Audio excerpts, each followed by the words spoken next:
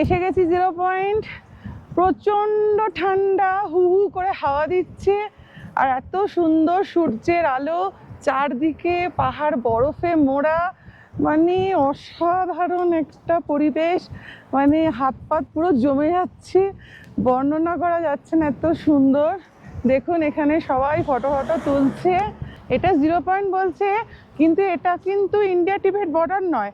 এখান থেকে বলছে 2023 সালের পরে এই জায়গা থেকে রাস্তা বানানো হয়েছে, যা হচ্ছে এখানকার যে লোকাল লোক রয়েছে বা লোকাল গাড়ি এখান থেকে একদম এই রাস্তা ধরে সোজা হচ্ছে গুরুদেংমাল লেক হয়ে লাচেন যেতে পারেন। কিন্তু ট্যুরিস্টদের জন্য এই স্পট অ্যালাউ নয়। তার কারণ যদি ট্যুরিস্টরা এখান থেকে গিয়ে যদি আপনার হচ্ছে গুরুদেংমাল লেক হয়ে লাচেন চলে যায়, তাহলে লাচুন বা লাচেন কোনো একটা জায়গায় ট্যুরিস্টদের সংখ্যা কমে যাবে। তারা তাহলে হয় লাচুনে থাকবেন অথবা লাচেনে থাকবেন। তো সেই কারণে এই পয়েন্ট পর্যন্ত ট্যুরিস্টদের অ্যালাউ করা হয়, এরপরে আর অ্যালাউ করা হয় না ট্যুরিস্টদের, তাই এটাকে 0 পয়েন্ট বলছে।